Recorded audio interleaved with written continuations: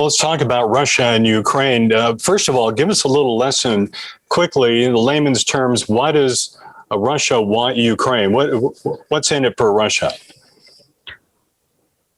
Russia has a long history of wanting to be in Europe and of defining themselves by who their enemies are. Who's the big dog in the world? The United States.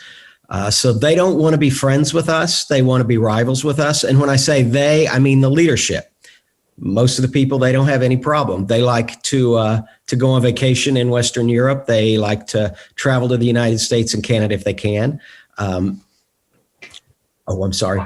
But the leadership, they like to have something to show their people that we're powerful. We're in the middle of things. Someone like Vladimir Putin, who was mid-level but rising KGB officer when the Soviet Union fell apart, he sees that as a catastrophe. It ruined everything he had worked on his whole life. And for the last 20 years, he has seen constant humiliation from the West. We haven't consulted them. We haven't included them. We haven't taken their needs into consideration. And so he's showing us, oh, you should have. Why is this such a big deal for the rest of the world and especially our country?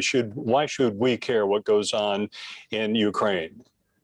Well, starting in 1945, the United States worked very hard with our wartime allies to try to construct a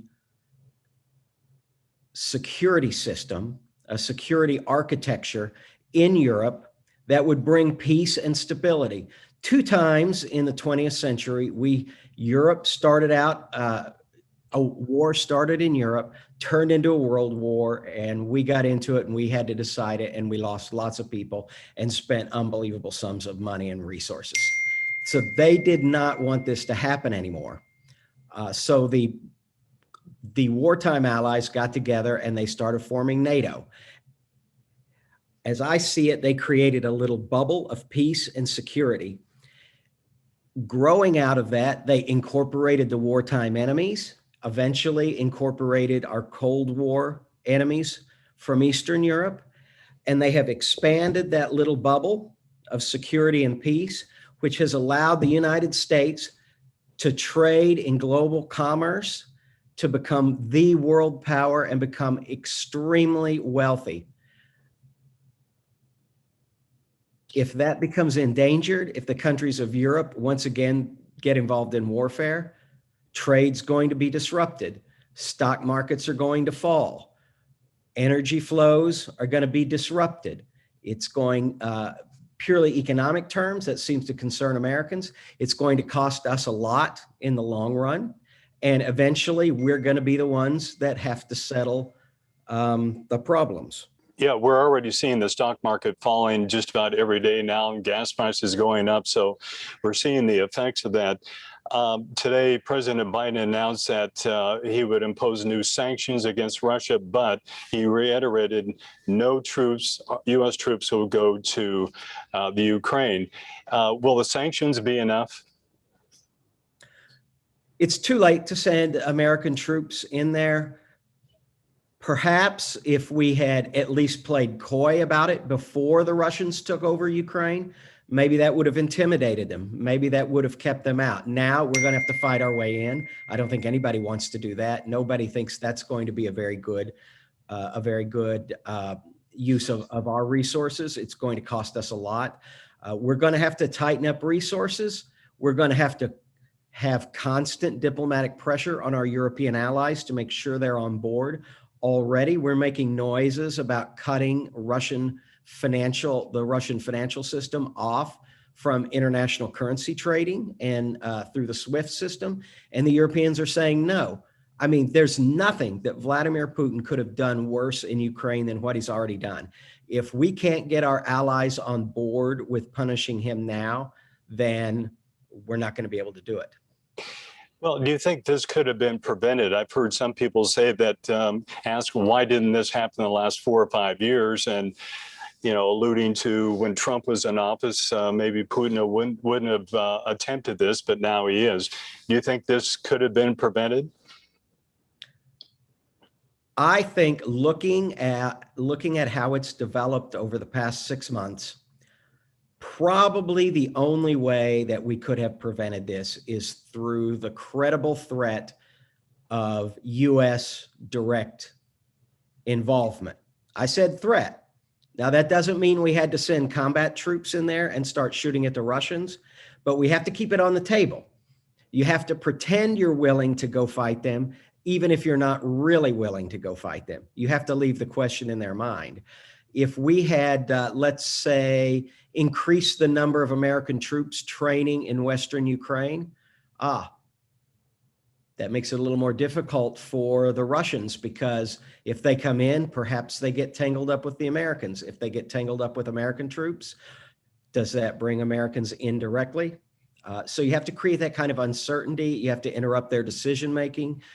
Basically, every time Vladimir Putin was looking for a stop sign, we gave him a green light. It goes all the way back to right after President Biden took office. They launched massive cyber attacks on our computer infrastructure. And I know Vladimir Putin was looking for his red line. He couldn't go any further. And every time he took another step, Biden always accommodated him. Biden, I don't want to attack Joe Biden here in this forum, but what I want to say is Biden offered to accommodate what Vladimir Putin was looking for in an effort to find peace. But I think it was going to take something more threatening to intimidate Putin and call this thing off. Putin warned that any interference would lead to, quote, consequences you have never seen. What do you think he means by this? Does this allude to nuclear war?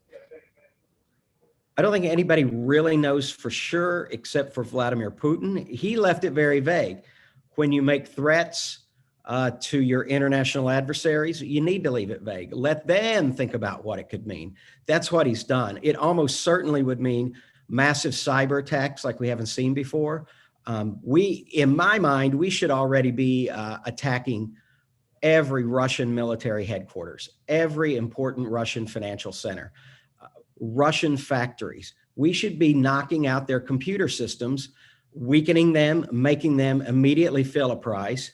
And the nice thing with a cyber attack is we can shut them down for 6 hours, for 12 hours, for 24 hours, and turn them back on and say, we can do this anytime we want.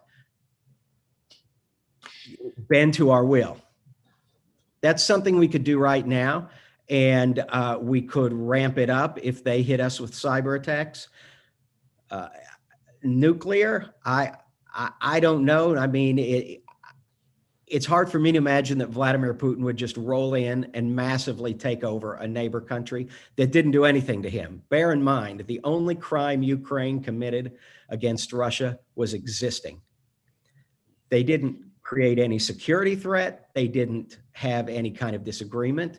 So I can't rule out he's talking about nuclear. I just don't know. Mm-hmm. Do you think at best this will rekindle the Cold War? For a while, I see the old Russia, the Soviet Russia, in a last gasp effort against the modern Russia. I think most Russians, those that were children when the Soviet Union fell or born after the Soviet Union fell, they see themselves as Europeans. They want to go skiing in Austria. They want to go on vacation to Italy. They don't want to be locked up like they were in the Soviet days. They don't want to be this Russia, great power, standing alone, scowling at the West.